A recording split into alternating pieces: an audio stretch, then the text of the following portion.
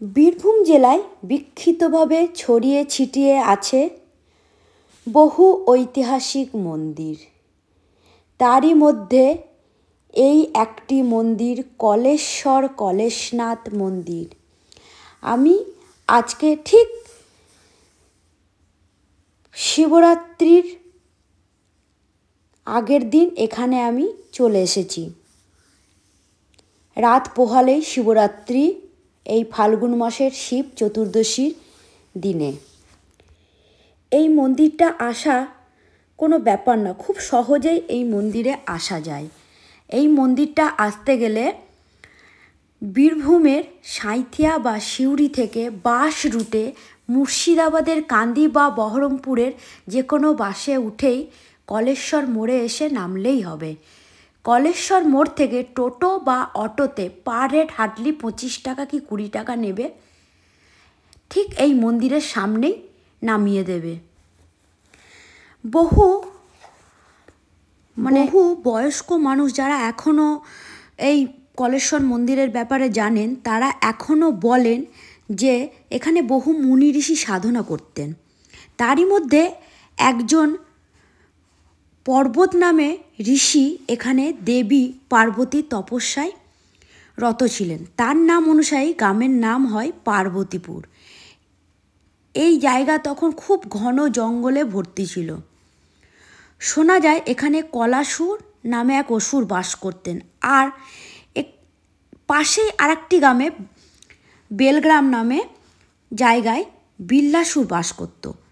এদের মধ্যে কোনো ভাব ভালোবাসা ছিল না। কলাসুর ছিল দুর্গা আর বিল্লাসুর ছিল শিবের ভক্ত।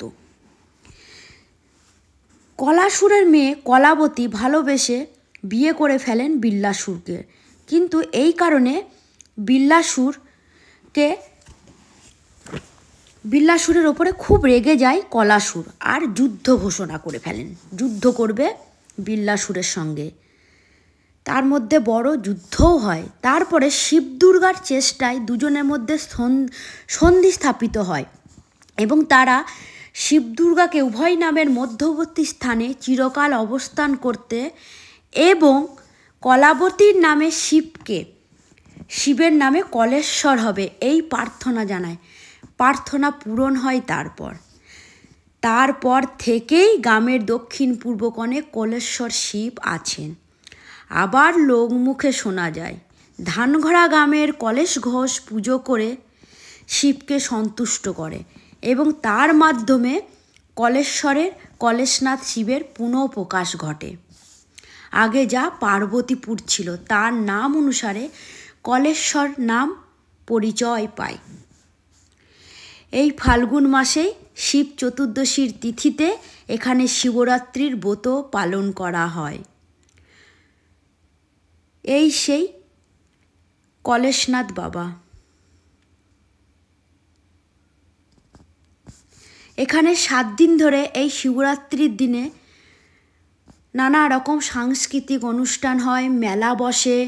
এখানে এই টাইমে এই ফাল্গুন মাসে গ্রামবাসীদের বেশ আনন্দেই কাটে।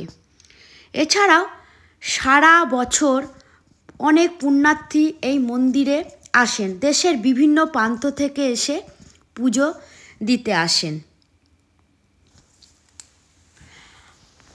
আশা করি এই ভিডিও থেকে অনেকেই অনেক কিছু জানতে পারলেন। জয় মহাদেবের জয়।